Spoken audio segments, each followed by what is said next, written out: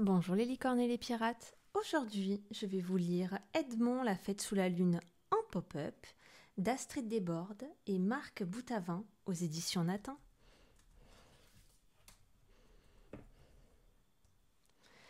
Edmond l'écureuil habite une maison qui lui ressemble, petite et très ordonnée, au milieu d'un grand châtaignier. Edmond est si timide qu'il ne sort presque jamais de chez lui. Il cuisine de la confiture de noisettes, lit des romans d'aventure et le soir dans son lit, il confectionne des pompons. Alors il se dit, faire des pompons au fond, c'est peut-être la vie qu'il me faut. Edmond est d'ailleurs très fort dans ce domaine. Il y a quelques jours, il s'est mis à fabriquer une magnifique toque en forme de clocher.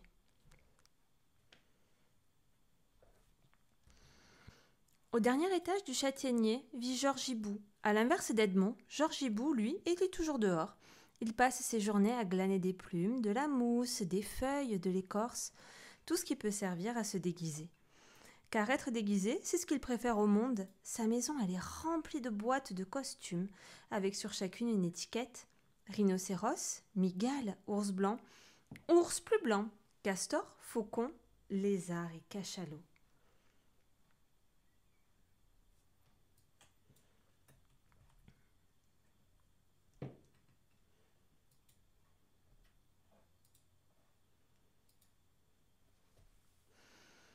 Au rez-de-chaussée du châtaignier, il vit l'ours Édouard, très célèbre pour les fêtes qu'il organise à chaque nouvelle saison.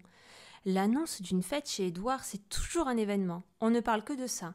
Et lorsque, de sa fenêtre, Edmond entend toute cette agitation, il se dit que danser, chanter, discuter, ça doit être agréable. Mais il ne sait pas très bien comment faire. Alors à chaque fois, il reste chez lui. Et justement, la prochaine fête a lieu dans quelques jours.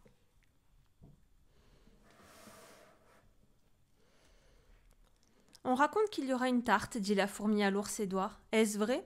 C'est tout à fait exact, répond Édouard Rêveur. Une tarte. Extra, dit la fourmi. Une tarte à quoi ? Une tarte à rien. Ce sont de loin les meilleurs. La fourmi a l'eau à la bouche. C'est si mystérieux. Une tarte à rien.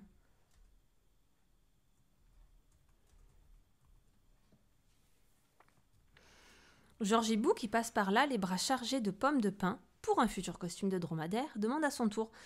Et ce serait une fête costumée, bien sûr. Peut-être, répond Édouard, mais surtout une fête inoubliable. C'est la tarte qui sera inoubliable. Georges Hibou s'interroge. Quel costume porter avec une tarte à rien ?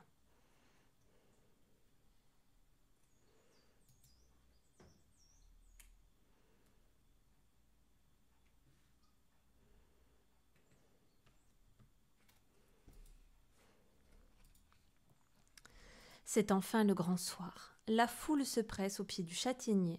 Cette fois, Edmond a bien envie d'aller voir. Mais non, se dit-il, ça serait fou, faisons plutôt un peu de confiture.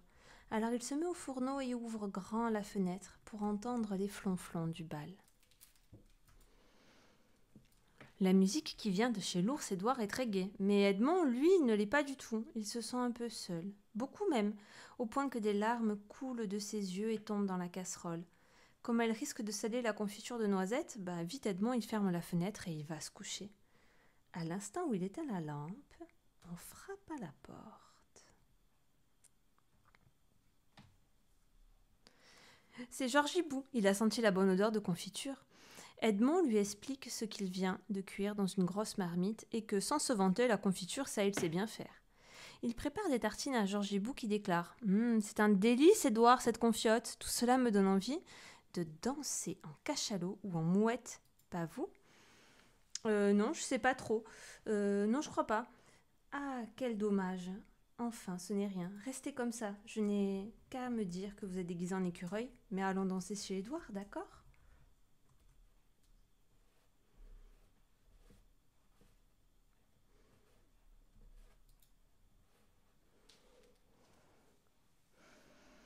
Le temps pour Edmond d'attraper sa coiffe de pompons, ce qu'il reste de confiture, et pour Georges Hibou son costume de mouette, les voilà chez l'ours Édouard.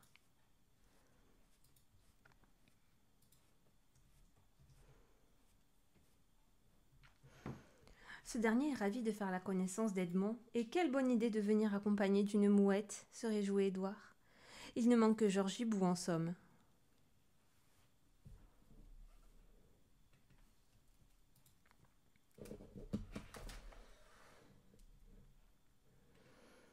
La soirée se poursuit tard. Edmond valse avec les coccinelles et discute avec l'ours Édouard.